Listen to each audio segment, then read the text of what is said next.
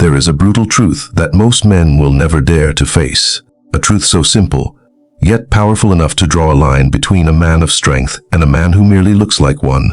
That truth was discovered more than 3 years ago by Miyamoto Musashi, the greatest warrior Japan ever produced. A man who won so many duels to the death, never lost a single fight, and died with one final title attached to his name, invincible. But the part isn't his victor record. The frightening part is this. Musashi understood why men become weak, and he left behind a warning sharp enough to cut through the soul. A man decays not because of enemies outside, but because of the 3 forces he nurtures inside. Most men today don't have the courage to read past this sentence.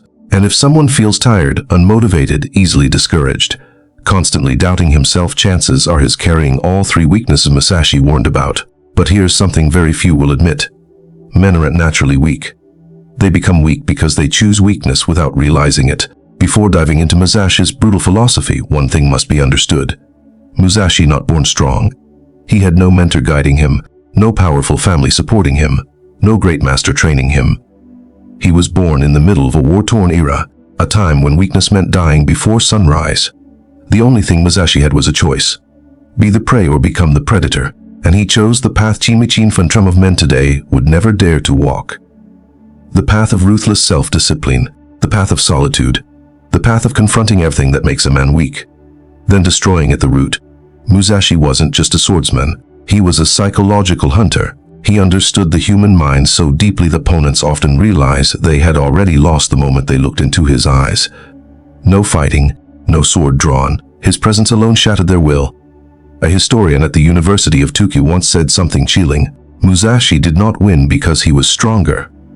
He won because he understood a part of human nature his opponents didn't even know existed. And in the final years of his life, he wrote everything down. He revealed 3 fatal weaknesses that destroy a man from within. One that rots the mind, one that dissolves willpower, one that keeps a man mentally stuck for life. Together, these 3 create a type of man that's extremely common today. A man who thinks he's strong but collapses at the smallest hit from life. The thing that weakens men the most isn't pain. It's comfort, not failure, but the fear of facing failure, not desire, but being controlled by desire. Musashi saw this clearly in the Mutnin Sautramze, and what he wrote became the foundation that turned a old boy into an indestructible warrior. That's why today, when a man feels lost, undisciplined, easily shaken, unconfident, the answer is found outside. It's found in the 3 weaknesses Musashi warned about. And most importantly, if a man wants to change his life, he must destroy these 3 weaknesses before he destroys anything else. This video will contain lines that force you to confront truths you've avoided for years. There will be moments that show you're stronger than you think. And there will be parts that reveal exactly why you've been stuck, unmotivated, or living far below your potential. This is not a comfortable video. This is a video for those who want to face reality and transform. But before going further, before uncovering the 3 weaknesses Musashi left for us, take 1 second to do this. Subscribe to the Life Philosophy channel, turn on notifications, and like this video.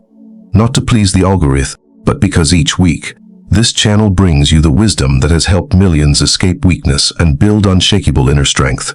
If you're ready to walk Musashi's path, the path of ruthless discipline, the path of true power. Part 1. The real Musashi, not just a swordsman, but a predator of the mind. When people hear the name Miyamoto Musashi, most imagine a legendary swordsman, a man with a razor-sharp katana and a trail of death behind him. But the truth is this: the sword was only the surface. What made Musashi the most terrifying warrior in history was his mind. To understand Musashi, you cannot look at him as an ordinary man. You must see him as a product of the most violent era in feudal Japan, a time when war wasn't an exception but default setting of society. A time when a man had only 2 choices, kill or be killed. Musashi was born in Mutnin Namtram in a country torn apart by warlords, clans, and samurai fighting for power. Children didn't grow up through age. They grew up through blood, trauma, and the lessons of life and death. Musashi was one of those children. At the age of when most boys were still being held by an adult's hand, Musashi killed his first man. Not in practice, not by accident. A real fight, life or death. And the year-old one. Most people cannot imagine what this does to the psychology of a child. A boy who sees death so close he can smell the blood, and realizes he's strong enough to survive, never returns to being normal. From Iba to Muiso, Musashi didn't have a childhood. He didn't have teenage years. What he had were battles, days of surviving, days of almost dying. But more important than the swings of his sword was the way Musashi observed. This is what separated him from every other warrior. Musashi didn't fight with muscle. He fought with the mind. While other swordsmen trained speed, power, or technique, Musashi was doing something almost no one else thought of during that era. He studied his opponent's psychology. He observed how they stood, how they blink, how their fingers tightened around the sword when they were afraid, how their breathing changed when doubt appeared, how their eyes trembled when insecurity rose. And once he understood this, Musashi did something terrifying. He broke his opponents mentally before he ever drew his sword. His opponents didn't lose because they were slow. They lost because their minds collapsed before the fight even began. A historian at the University of Tokyo once wrote something chilling. Musashi didn't win because he was faster or stronger. He won because he understood the part of human nature his opponents didn't even know existed. That understanding made Musashi unbeatable. Imagine stepping into a duel with a man whose hands never shake, a man who looks you straight in the eyes as if he can see through your body, into your soul, into every weakness you're trying to hide. No gestures, no intimidation. Just presashes. His presence was a psychological wall. Men felt smaller when standing before him. They felt defeated before the fight even started. They felt fear before any blade left its sheath. And in a death duel, the one who loses his spirit first is the one who dies first. Musashi understood this perfectly. He turned psychology into a weapon.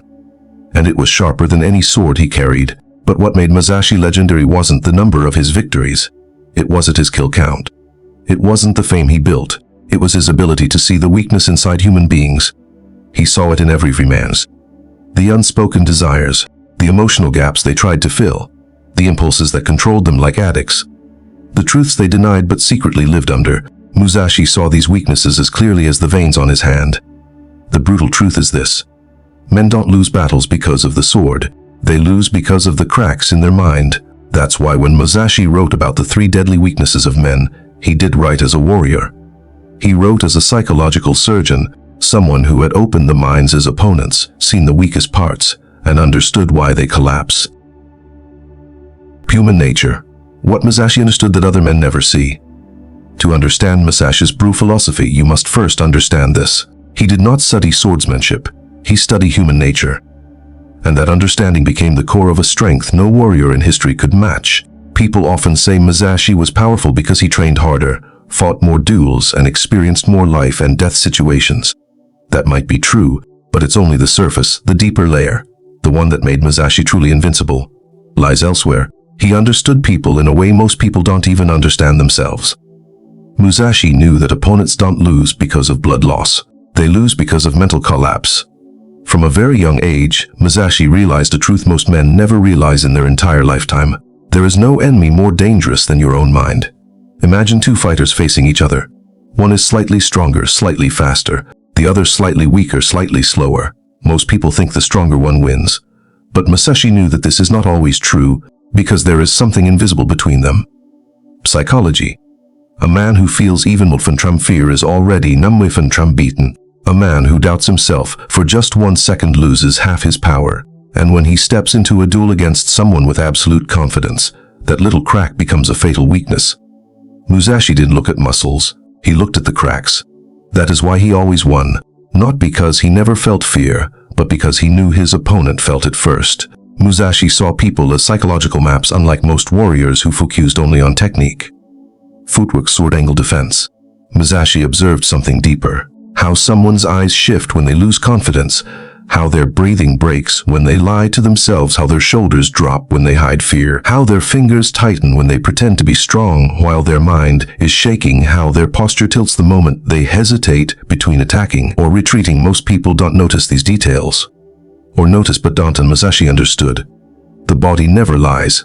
The mind reveals itself through the smallest movements. This made Musashi a completely different kind of warrior. Not one who fought the body, but one who fought the human condition itself. He didn't need to test techniques. He didn't need to scream or intimidate. He didn't need to show strength. He just needed to understand the person. Human instinct was Musashi's battlefield. One human instinct is extremely easy to exploit: the fear of loss. Humans fear everything.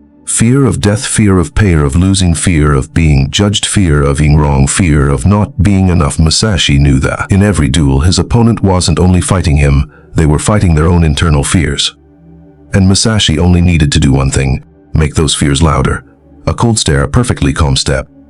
A silence that forced the opponent to doubt himself more. The human mind is fertile soil. Musashi planted a seed of fear, and the opponent watered it with his own imagination. Musashi understood what most modern men never understand. People aren't afraid of what is. They're afraid of what might be. Fear isn't the monster in front of you. Fear is the invisible scenario your mind creates. Musashi knew how to make his opponents imagine outcomes. And when a man starts imagining, he starts weakening. A man who imagines losing will lose. A man who imagines is not good enough becomes not good enough. A man who imagines hell fail destroys his will before the battle even begins. Musashi entered every duel with an empty mind. No scenario imagination. No fear of the future. Only the absolute present. And because he could do what no other man could, he made opponents see the worst future possible. Their defeat. That is why Musashi was called a predator of the mind. He didn't kill with the sword. He killed with psychology. That is also why many of his opponents confessed something shocking. The moment they looked into Musashi's eyes, they knew they had already lost, not because they were weaker, not because they lacked skill, but because he understood them better than they understood themselves. And this understanding became the foundation for the 3 deadly weaknesses we are about to uncover. Musashi understood people deeply enough to see that strength does not come from the body. It comes from a mind without fractures. And the 3 weaknesses Musashi warned about were not small flaws, not temporary mistakes. They were 3 giant cracks that destroy men from the inside, no matter how strong they appear on the outside. Part B: the 3 deadly weaknesses that destroy men from within. Musashi fought the strongest warriors of his era. He saw fear in their eyes, watched confidence collapse in a split second, and witnessed the spirit of a man break long before his body ever touched the ground. And after decades of living on the edge of life and death, Musashi discovered 3 core weaknesses. 3 silent poisons that slowly destroy a man, not in a year, but little by little, like venom dripping into the mind.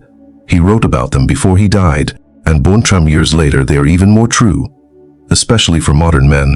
If a man feels stuck, unmotivated, easily discouraged, driven by emotion, or overly affected by what others say, he is carrying at least one of these weaknesses. And if he carries all 3, he is walking directly into a life of failure. Let's break them down.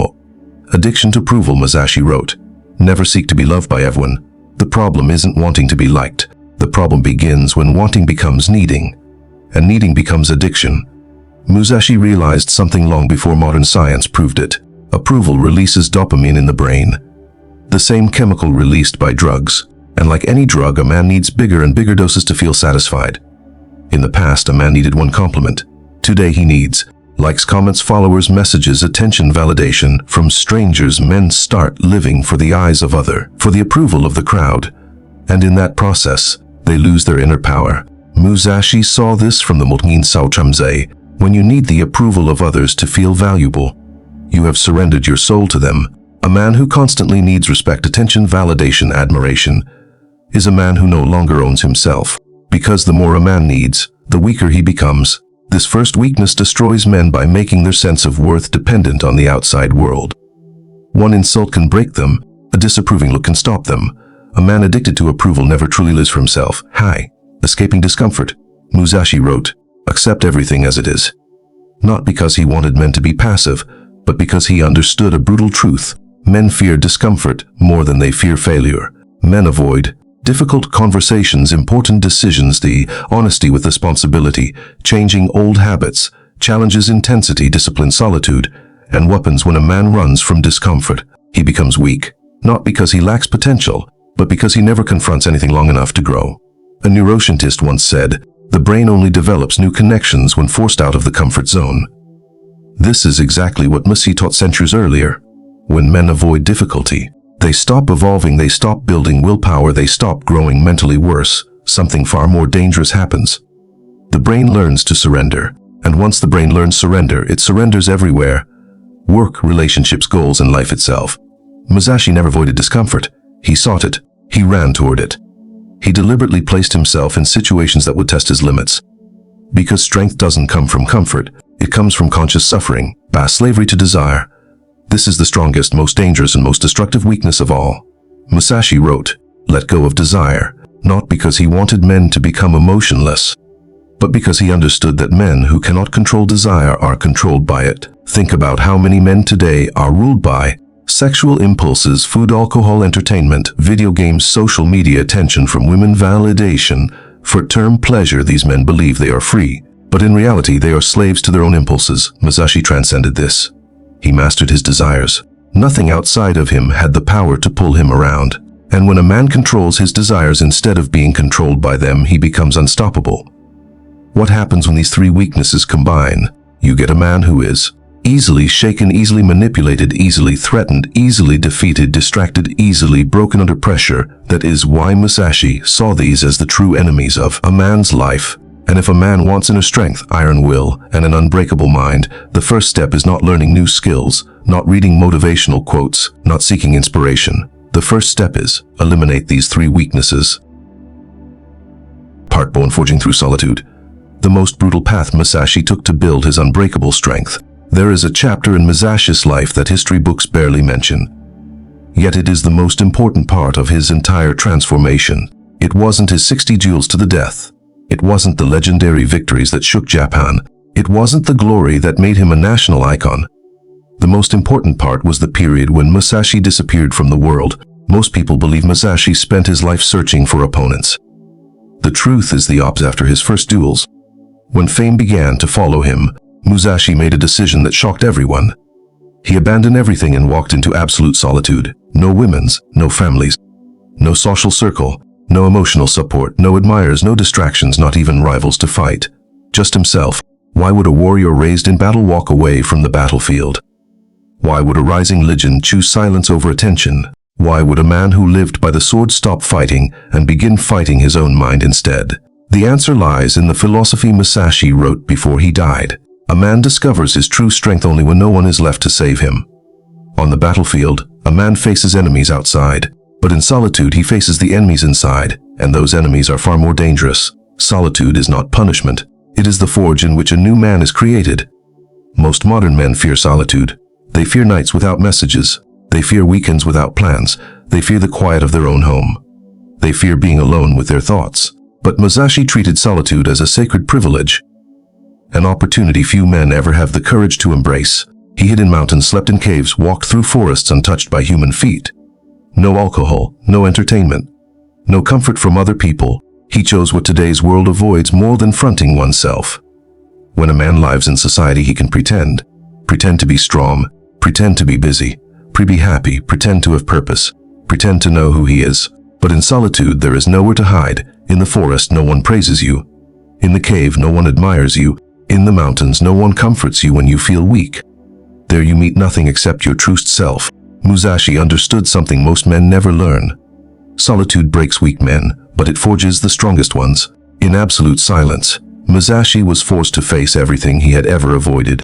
The whisper of doubt, the fear of failure, uncontrollable desires, ego, old wounds, hidden shame, unresolved battles within himself. No battlefield to prove his worth. No opponent to blame. No society to distract him. No excuses left. Solitude does something no duel can do. It strips a man of every mask he wears.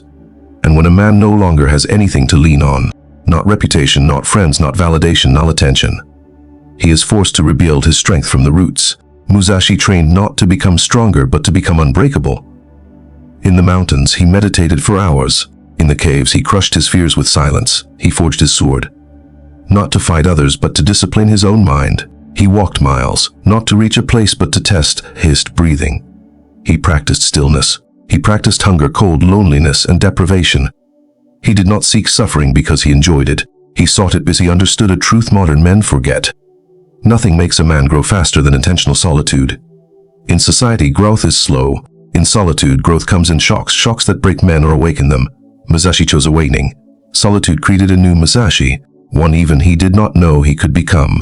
When a man lives alone in the wilderness for years, with no one to watch him, judge him, admire him, or save him, he learns one priceless truth. Value does not come from outside within. No longer dependent on praise, no longer manipulated by desire, no longer shaken by opinions, no longer afraid of loss or failure. And when Musashi returned to civilization after years of isolation, He was no longer the 12-year-old boy who fought by instinct. He had become something entirely different. A complete warrior, a sleeping volcano, a mind that could not be broken. Part 3. Inner Demons. The silent war that defines a man's strength. When Musashi left the world of men, disappearing into mountains, forests, and caves, few understood what he was truly doing. He wasn't running away. He wasn't escaping responsibility. He was entering the hardest battle of his entire life. Not a duel against the strongest man, not revenge from rival clans, not nature's brutality, but a battle against the 3 inner demons. The same demons every man carries, yet almost none ever have the courage to confront. Musashi wrote, "A man's greatest enemy is not the one standing before him, but the one whispering inside his mind." His years of solitude were not years of peace. They were years of brutal psychological warfare. And unless a man conquers these inner demons, no amount of skill, confidence, or strength can save him. The first demon, the voice of doubt, in the absolute silence of the mountains. When the noise of society finally disappeared, Musashi began hearing the one voice most men spend their whole lives avoiding. His own. The voice that whispers, "You're not good enough. You're going to fail. You don't deserve success. You're not important. You're nothing compared to others." This voice kills men faster than a blade on the battlefield. Musashi saw it hundreds of times. Opponents didn't lose because he swung faster. They lost because they doubted themselves before swinging at all. In solitude, Musashi had no distractions, no encouragement, no validation, no one to drown out the inner voice, so he faced it directly, day after day, until he realized a truth modern men desperately need to understand. If you cannot control the voice in your head, you will become its slave. Musashi didn't kill doubt. He let it speak, but refused to let it lead.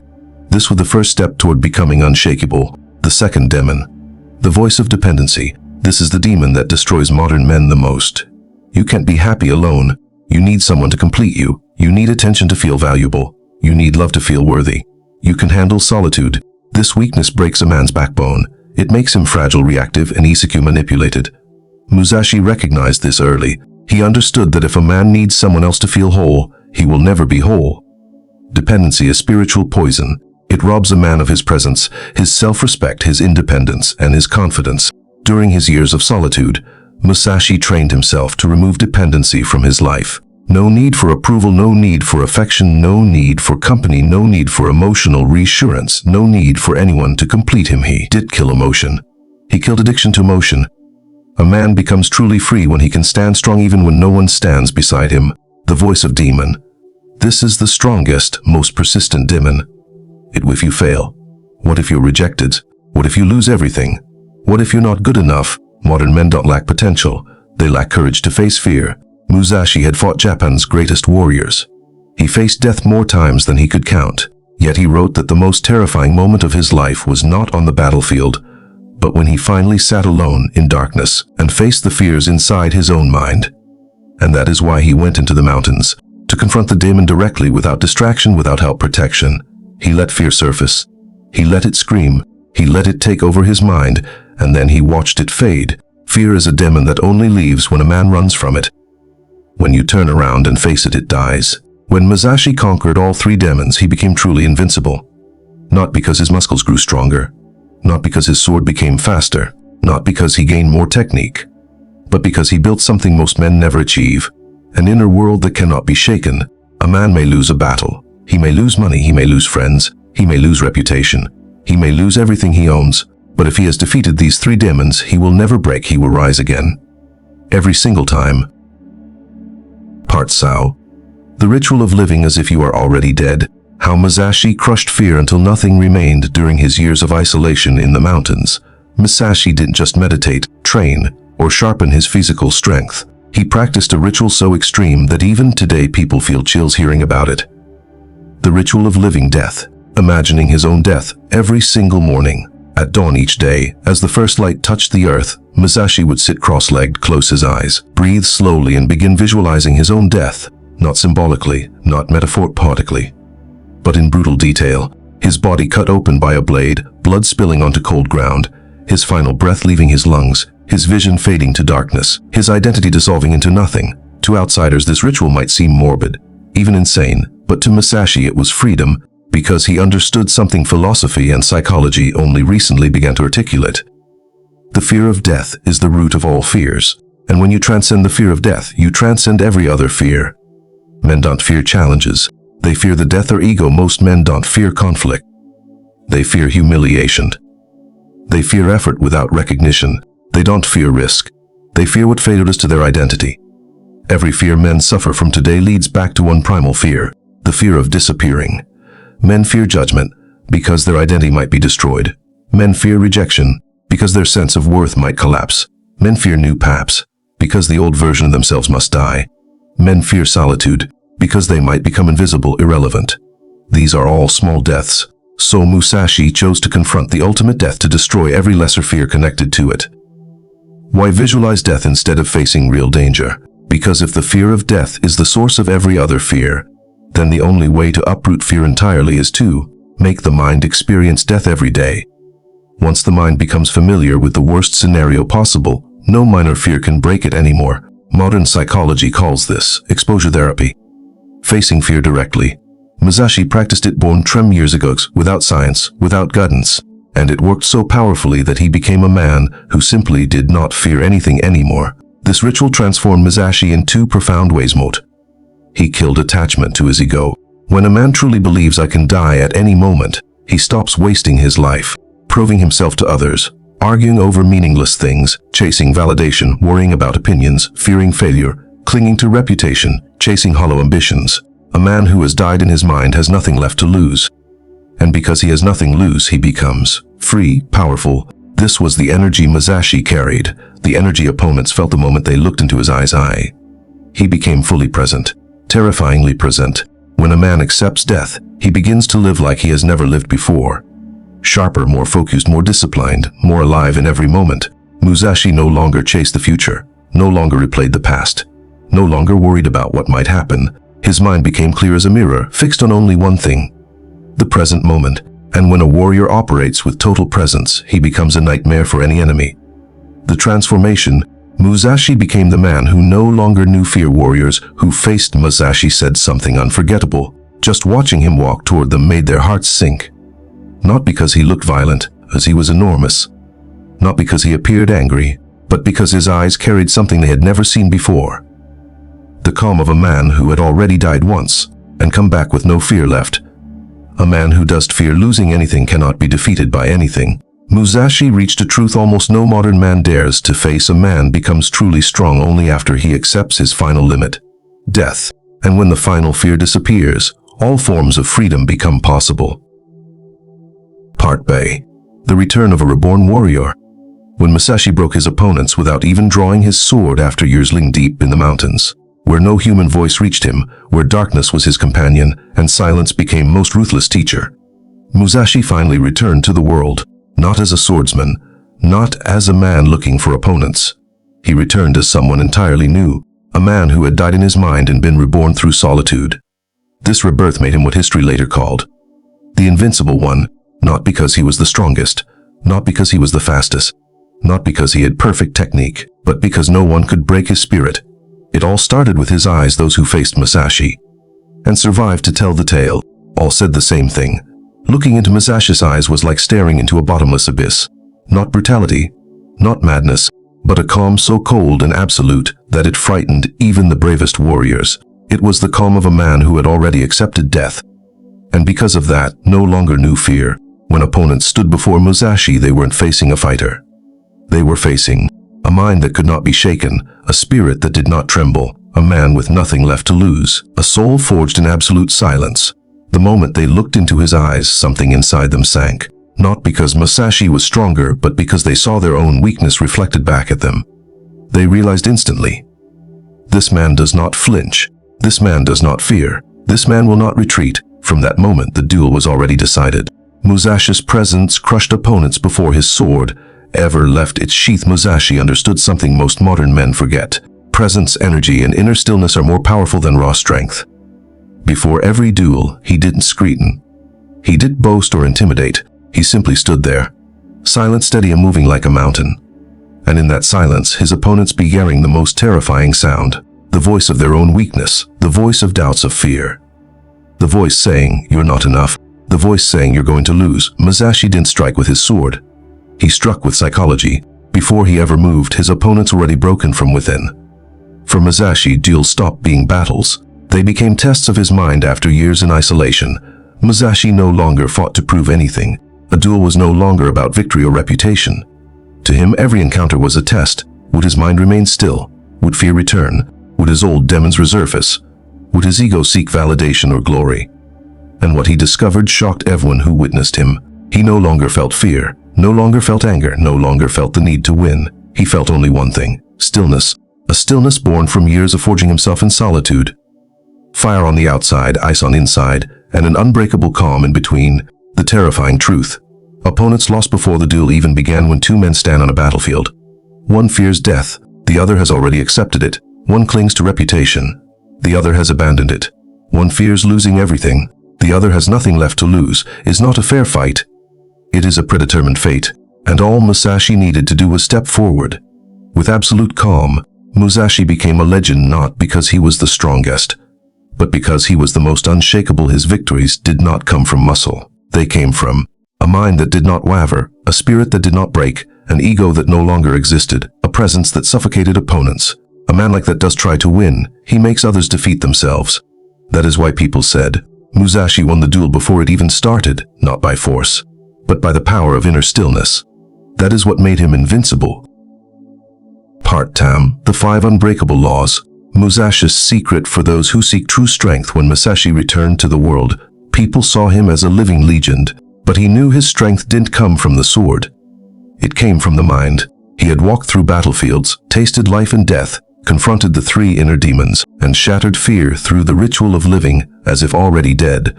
And after all of it, Musashi left behind 5 laws he called the principles of the undefeated. Not theory, not empty advice. These were blood-earned truths forged through years living alone in the mountains, where no one could save him except himself. If a man lives by these 5 laws, he becomes the kind of person the world cannot break. Lommel, embrace solitude as the greatest teacher. Musashi wrote, in solitude a man sees his true nature. Solitude is not punishment. It is a laboratory of the mind, where a man is forced to confront his strengths and weaknesses with nowhere to hide. A man who avoids solitude lives his whole life chasing noise to fill an empty spirit. A man who faces solitude builds strength from within. Solitude taught Musashi that discipline doesn't need supervision, value doesn't need applause, strength doesn't need validation, peace doesn't need someone to bring it. A man only becomes a mountain when he no longer fears standing alone. Law high, turn hardship into fuel. Most men avoid discomfort, avoid challenges, avoid confrontations. Musashi did the opposite. He ran toward difficulty. He understood a truth many never learn. Strength is born from friction. No friction, no grudges, no child maturity, no inner conflict. No, his body starve. He let his mind face pressure. He let his spirit be strained. He let his ego break so it could die. Hardship is a forge. A man who avoids it becomes soft metal, easy to bend, easy to break. But a man who steps into the fire becomes tempered steel. Laba, kill of emotional dependency. Musashi wrote, dependence weakens a man. He saw clearly what today is even more obvious. The need to be loved, the need to be praised, the need for validation, need for attention, the need for comfort, the need for someone to fill the void. These destroy men far faster than failure ever could. Musashi trained himself to no longer need anything from people. No need for praise, no need for love, no need for others to understand, no need to prove himself to anyone. The fewer needs a man has, the stronger he becomes.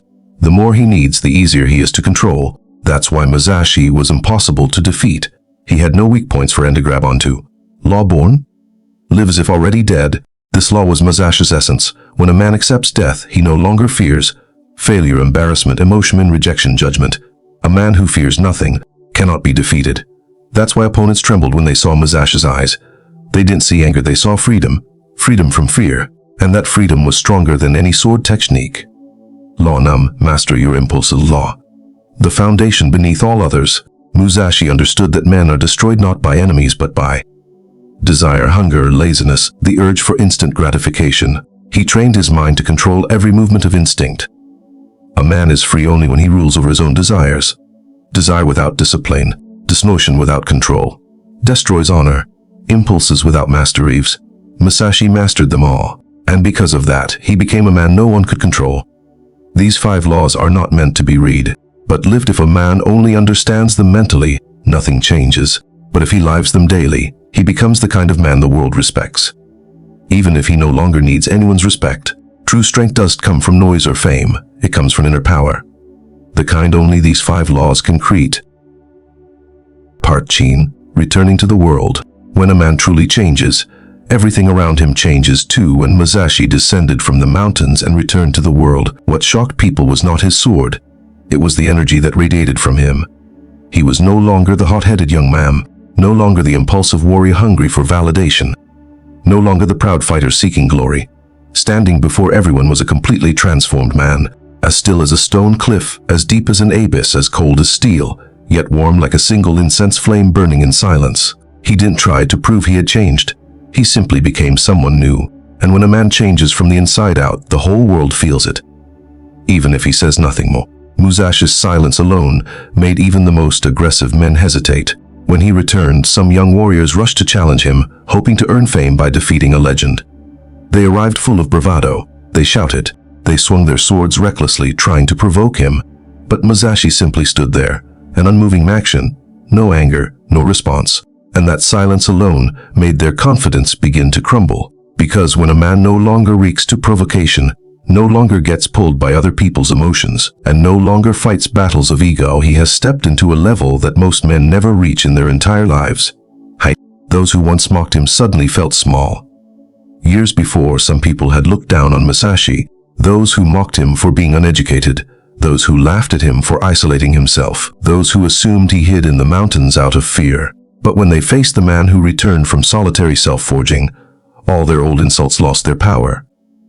They could sense one thing clearly: Musashi no longer lived for praise, and no longer existed for their judgment. He had risen beyond the reach of other people's opinions. When a man reaches the point where no one can drag him down, nobody dares to look down on him anymore. Musashi's presence alone forced others to change themselves. The most fascinating part: Musashi didn't try to change lecture. He didn't preach. He didn't tell others how to live. But standing near him for just a few minutes made people start examining their own lives. I've been living too shallowly. I let emotions control me too easily. I depend way too much on validation. I haven't mastered my inner silence like he has. Musashi didn't inspire with words. He inspired with the gravity of stillness. It's the kind of presence every man secretly wants, but few are willing to train for. True change doesn't need to be announced. It radiates. Many men think that to prove they've changed, they have to speak loudly, post publicly, or declare transformation. Musashi did the opposite. He didn't say I'm different now. He didn't say I'm stronger now. He didn't say I've awakened. He simply lived differently, and the world recognized it on its own. Real steel doesn't need polish. It's sharp anyway. Real fire doesn't need noise. It burns regardless. A real mountain doesn't need to speak. It stands unshakable. The deepest transformation in a man's life always happens in silence. And that silence reaches farther than any loud proclamation ever could. And here is Musashi's final lesson upon returning.